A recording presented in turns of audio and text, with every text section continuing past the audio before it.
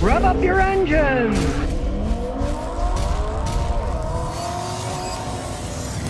Now the governor, Hochu of New York State, is saying we're going to ban batteries in New York State.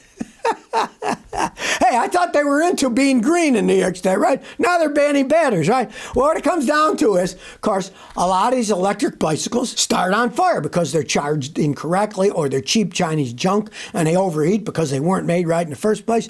So they want to ban these lithium batteries that the bicycles use. Now, I didn't mention banning the cars, right? Because they're trying to push electric cars. The car fires are a lot more dangerous than the bicycle fires. The bicycles have little bitty batteries. The cars have humongous batteries, right? Shows the true hypocrisy of what they're doing in New York State. The New York State Senate was debating, and listen to their horse manure. This comes a year in which battery-driven devices caused an alarming number of ferocious fires in New York City that led to fatalities, said the New York Senate's website. Yeah.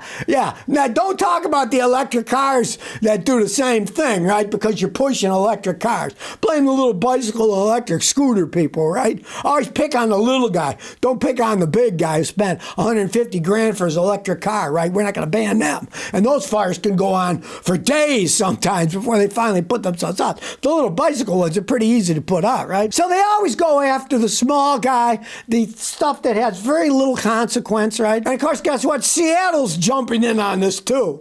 They want to ban them too, right? I mean, they want to have their cake and eat it too. Get rid of all gasoline-powered stuff, replace with electric, but oh no, not these electric ones, because they might start on fire. Well, I hate to tell you, idiots, they all can start on fire, and the bigger the battery, the bigger the problem. It kind of reminds me of what happened in, I believe it was Norway, where they have electric big ferries that take people out in the ocean, and these are operated by batteries, battery electric ferries, right? But the battery electric ferries banned the use of electric cars on their ferries because they were worried the cars are going to start on fire and then burn the ferry down. So if that isn't ironic, I don't know what is. The real world people are finding out, hey, these electric battery cars, not such a smart idea, right? Even the people that are running battery electric ferries are banning them. If you follow all that nonsense about Biden and they're going to make 500,000 charging stations in the United States, that's 500,000 charging stations, and they're going to spend $7.5 billion. Well, guess what? They've only built 7 so far in 2 years. 7. They got a long way to go before they reach 500,000, right? 2 years after they said, we're going to spend all these billions, build 500,000 charging stations. There's only 7 that are presently operational. Now, I mean, I could see screwing up a little bit, but 7 out of 500,000, that's a pretty crappy record. And of course, it's a government deal. So they got rules for everything. Listen to some of the rules. To satisfy the federal program's requirements, chargers must be built at least every 50 miles over major highways and be operational 97% of the time. They also must take certain credit card payments, and certain components must be made in the United States. Additionally, states must submit proposals for the Biden administration for approval, solicit bids for construction, and then can award the funds. So they only got 7 of these stations built. They're in Pennsylvania, Ohio, Hawaii, New York. That's it. And there's only 7 of them. And they want us to drive electric cars. Oh, you can drive on the highway, right? I mean, I went through the New York State Thruway, right? And they were bragging. We got 38 of these charging stations. 38 on the New York State Thruway, right? And it turns out that something like 8 billion miles and 250 million cars drive on it every year. And they got 38 of these things, right? I mean, you gotta laugh at this, right? Unless you bought an electric car, then you're probably gonna be crying. 20% of the people in California who bought electric cars said they'll never buy another one, they're getting rid of them. And that's in California. I just got back from California. I saw hundreds of Teslas, and they have more charging stations than other places. And another thing about California that really irks me is Shell recently said they're gonna shut down 1,000 of their gas stations in California. It's hard to find gas in California now. I had to pay for my rental car. I had to pay for the gas when I came back because there were no gas stations. And I finally get into the airport and I say, oh great, there's a gas station. What was it? It was a natural gas station for natural gas clean vehicles, not regular cars. So I couldn't fill it up and I had to pay like $8 a gallon to fill the stupid thing up at the rental car place because there's no gas stations anymore because California thinks, we don't need these, right? Well, you know what, California? People don't need you either. except for tourism. I guess if you're going to do that, don't do like me. Don't rent a car. Let people drive you around. Let them deal with the gas, and you don't have to buy it because they think, oh, gas is bad. We can't have gas stations here. We'll just magically drive around on electricity. Yeah, let's see how that works out, California. Well, when they say they don't make them like they used to, boy, that's the truth. Here's an email from one of your viewers telling how he's being screwed over by AutoZone selling crappy batteries. Ethan Wagstaff says, Scotty, I bought a Duralast Gold Card battery from AutoZone in July 2021.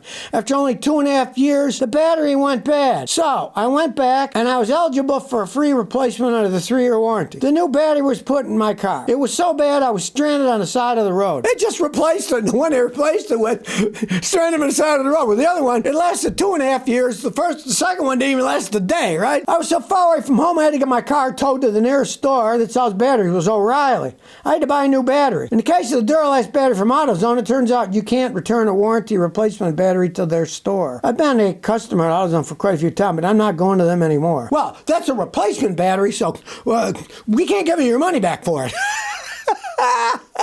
What a scam, right? It's bad enough that the quality's gone that far down. Let me tell you something, people. The way it used to be when I was a young mechanic, when we sold a battery to somebody, before we sold them the battery, we hooked up our battery tester, checked it, and said, yes, this is a good battery. They obviously did not do that, but I see that all the time. Guys working there don't know what they're doing. They don't care, right? The second battery didn't even last one day. The first one lasted 2.5 years, and it was supposed to last 5 or 6. He bought the most expensive one, the gold one, right? But then they gave him a replacement that didn't work, and they wouldn't give his money back because they told him, well, we don't give money back on replacement batteries. Hey, you know what I say? Don't buy batteries from them. They're overpriced anyways. If you go to Walmart and compare the prices of the Walmart batteries to the stuff they're selling at AutoZone, some of the AutoZone batteries will be $180. You get the almost same crank and that battery, different company, but same ratings at Walmart for less than $100. So, bypass them. They're going to be scumbags like that. Buy your battery somewhere else. Well, a man who is a noted Tesla bear on the stock market, he says Tesla and Elon Musk, they could go bust. He said it could even go to $14 a share. But then he turned around and said, no, I don't think it'll ever make it to $14 a share, because if it got down that low, the company would go out of business. It would go bankrupt. So we're 3 months, 1/4 of the year into 2024, and he's already lost 33% of his value on the stock. Why? There's Chinese competition. He's not delivering the cars he said he can deliver and have them sold. And, there's all kinds of reasons. The guy's name is Per Lekander. What an odd name, Per. He's been shorting Tesla since 2020. Tesla's now back at being shorted, and people are making billions shorting them. This Per guy says, and I quote, Tesla was really the beginning of the end. It was probably the biggest bubble, arguably, in the stock market in modern history. And it sure was a bubble. I mean, he said it was worth so much money. All on paper. It's all fantasy. The stock market isn't really an investment. It's a gamble. They might as well have it in Las Vegas. They need to move the stock market from New York City to Las Vegas, where it belongs. Now, the last time this Per Lekander guy gave a talk and said, hey, it's overrated, Tesla shares were $234 a share. Tuesday, it closed at $166. Well, did he create it by saying this? Who knows? You know? Stranger things have happened on the stock market. So I say, don't put your money in the stock market if you value your money, because it's just a gambler's paradise. It's no different than going to Las Vegas to throw your money on a roulette wheel. Now, this Lekander guy also said that, hey, now because of the way things are set up, a company like Volkswagen is a good investment, right?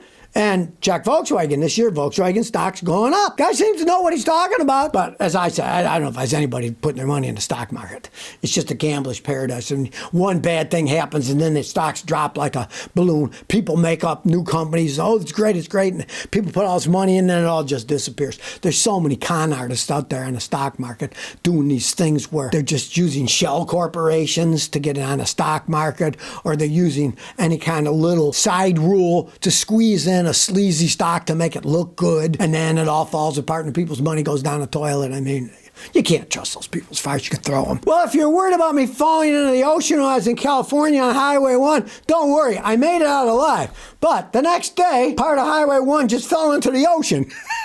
So, now, interestingly enough, I was in Mendocino, and they have a beautiful state park there, and the same thing happened there. The road that went right by the ocean, by the state park, where the road was, it was all gone, and they were filling in parts of it with gravel, so they were trying to build the new breakers so the plants and the sand and stuff could fill it in, but you could see there was a gigantic hole that they had filled in. We went down to the ocean, and the waves were coming in from Japan crashing in. It was quite interesting. But I didn't fall in. That part fell in before I was there, and the one that just fell down in Big Sur fell in after I was there, so I had another close call, just like when I was in Tennessee. There was a tornado. It was only half a mile down the road. Oh, I guess I'm lucky here, and I got to see a really nice view. Thanks to you workers there in California for letting me into the park, I got to say. That was very nice of you, a little private showing of the park after part of the road fell into the ocean. So if you never want to miss another one of my new car repair videos, remember to ring that bell.